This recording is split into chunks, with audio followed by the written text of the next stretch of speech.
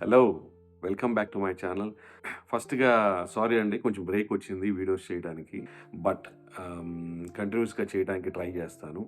So, ఇవాళ topic Rajampet current MP, Lok Sabha member Mithun Reddy గారిని arrest చేశారు. దాని గురించి మనం మాట్లాడదాం.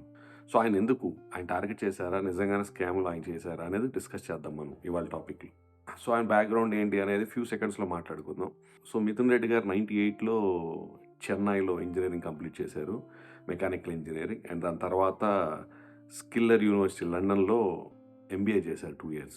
అండ్ ఆఫ్టర్ దట్ ఆయన 2014లో ఎంపీ కింద కంటెస్ట్ చేశారు. రాజంపేట ఎంపీ కింద. 2014లో ఆయన కంటెస్ట్ చేసిన అపోజిట్ క్యాండిడేట్ దగ్గుబాటి పురంధేశ్వరి గారు. సో, తెలుసు కదా దగ్గుబాటి పురంధేశ్వరి గారు ఎవరో. ఫేమస్ లెజెండరీ పొలిటీషియన్ యొక్క కూతురు.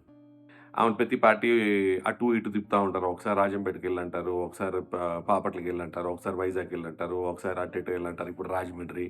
సో, మిథున్ రెడ్డి గారి మీద ఆవిడ దారుణంగా ఓడిపోయింది. 1,72,000 మెజారిటీ ఓట్లతో ఓడిపోయింది 2014లో. దాని తర్వాత 2019లో సత్యప్రభ గారు పోటీ చేశారు. ఆవిడ ఇంకా దారుణంగా ఓడిపోయింది. 2,69,000 మెజారిటీతో ఓడిపోయింది రాజంపేటలో మిథున్ రెడ్డి గారి మీద 2019లో. మొన్న 2024లో నెల్లూరి కిరణ్ కుమార్ రెడ్డి గారు, మన మాజీ సీఎం ఉమ్మడి ఆంధ్రప్రదేశ్‌లో ఆయన నిలబడ్డాడు. మొన్న వేవ్‌లో కొద్దిగా మెజారిటీ తక్కువొచ్చింది. బట్ స్టిల్ మిథున్ రెడ్డి గారు 76,000 మెజారిటీతో గెలిచారు. సో, పొలిటికల్‌గా ఆయన రాజంపేటలో చాలా స్ట్రాంగ్ అనేది ఇది ఒక ప్రూఫ్. ఆయన ఫాదర్ తెలుసు కదా! పెద్దిరెడ్డి రామచంద్రారెడ్డి గారు. ఆయనది పొంగునూరు కాన్స్టిట్యుయెన్సీ. సో, ఆయన గూడా చాలా స్ట్రాంగ్. సో, ఆటోమేటిక్‌గా ఎక్స్ పార్టీకి ఏంటి అంటే, ఇప్పుడున్న కరెంట్ రూలింగ్ పార్టీ ఏంటి అంటే, వాళ్ళు టార్గెట్ చేసే విధానంలో టాప్ లిస్ట్‌లో టాప్ లీడర్స్‌ని టార్గెట్ చేయటం అనేది జరుగుతుంది ఇప్పుడు. సో, మిథున్ రెడ్డి గారు అరెస్ట్ అవుతారు. ఆయన ఫాదర్‌ని టార్గెట్ చేస్తారని వాళ్ళకి ముందుగానే తెలుసని టాకొచ్చింది. ఎందుకంటే వాళ్ళు పొలిటికల్‌గా చాలా స్ట్రాంగ్. ఎందుకంటే ఇది కాకపోతే ఇంకో స్కామ్ ఏదో ఒక స్కాము. ఇప్పుడు లిక్కర్ స్కామ్ అన్నారు. లిక్కర్ స్కామ్ కాకపోతే ఆర్‌బీకే స్కాము. ఏదో ఒకటండి. రైతు భరోసా స్కామ్ అంటారు. ప్రీవియస్ గవర్నమెంట్‌లో స్కీమ్‌ని ఏదో ఒక స్కామ్ కింద మార్చేస్తాం. ఏముందండి ఆర్‌బీకే స్కామ్ అంటారు. ఆ యూరియాలో, ఫర్టిలైజర్‌లోనో లేకపోతే రైతులకేసే మనీలో ఏదో ఒకటి అవకతవకలు జరిగినాయని చెప్పి ఎవరో ఒక ఇద్దరు ఎంప్లాయీలు పట్టుకుంటారు. రండి మా దగ్గరికి అంటారు. మీరు చెప్తారా చెప్పరా అంటారు. వాళ్ళేమంటారు భయపడి, అవునవునండి మేము విన్నామండి. మొన్న మేము హైదరాబాద్ నుంచి విజయవాడ వెళ్ళే హైవేలో మేము ఇటే వెళ్తుంటే మిథున్ రెడ్డి గారు అటు నుంచి డ్రైవ్ చేస్తున్నారు. ఆయన ఫోన్‌లో 1000,00,00,000 అన్నాడు. అది మాకు వినపడిందండి.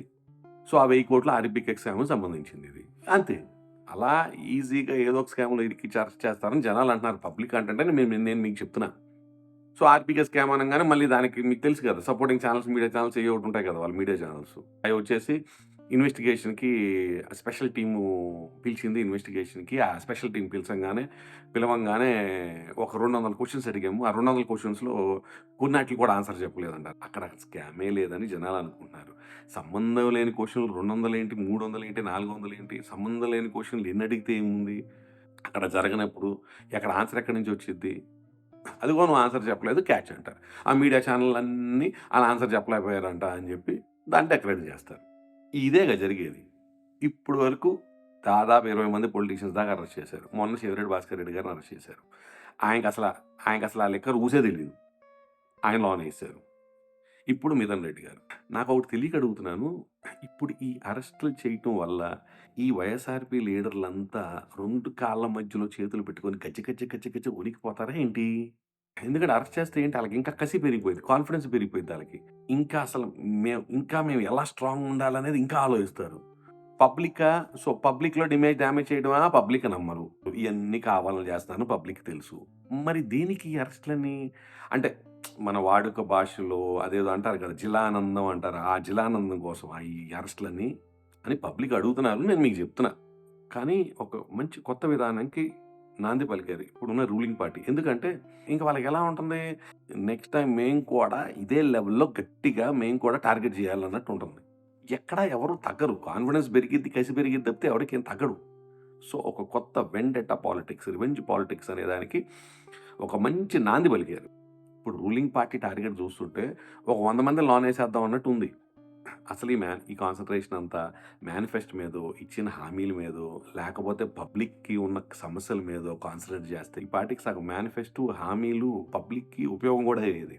ఎందుకంటే ఈళ్ళందరిని అరెస్ట్ చేయాలంటే కొత్త కొత్త స్టోరీలు సృష్టించాలి. కొత్త కొత్త క్యారెక్టర్లు సృష్టించాలి. కొత్త కొత్త సాక్ష్యాలు సృష్టించాలి. ఈ కాన్సంట్రేషన్ అంతా చేసే బదులు, ఈ కాన్సంట్రేషన్ డెవలప్‌మెంట్ చేస్తే పబ్లిక్ బాగుపడతారు కదా! ఆ అమరావతి చూస్తే అప్పులకి పీక్ లెవెల్‌లో అయిపోయింది అది అప్పులకి. ఇక అది రోజు రోజు అప్పులే అయిపోయింది అది అమరావతి.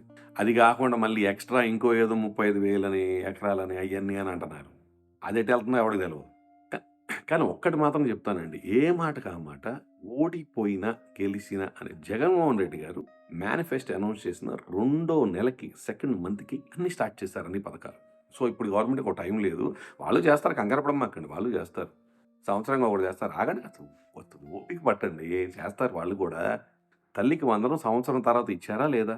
కొంచెం ఫిల్టరింగ్ ఎక్కువ పెట్టారు. కరెంటు 300 యూనిట్‌లకి కాలినా వాళ్ళు ఎలిజిబుల్ కాదంట. అదొక కొత్త ఫిల్టరింగ్. అలా 2, 3 ఫిల్టర్స్ ఎక్కువ పెట్టారు. సో, అందరికి కాకపోయినా కొంతమందికైతే వచ్చింది కదా! తల్లికి వందనం. గ్యాస్ సిలిండర్‌లదుంది. గ్యాస్ సిలిండర్ ఒక సిలిండర్ కొంతమందికొచ్చింది. 2 సిలిండర్‌లు కొంతమందికొచ్చింది. అది ఒక 30, 40% ఇంప్లిమెంట్ చేశారు. పూర్తిగా అయితే చేయలేదు.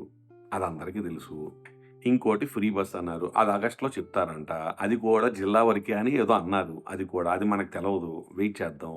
ఇంకోటి ప్రతి మహిళకి 18 ఏళ్ల నుంచి 59 ఏళ్ల వరకు ఉన్న మహిళలందరికీ 1500 ఏస్తా అన్నారు. అది కూడా ఏస్తారు. వెయిట్ చేయండి. కంగారు పడమాకండి.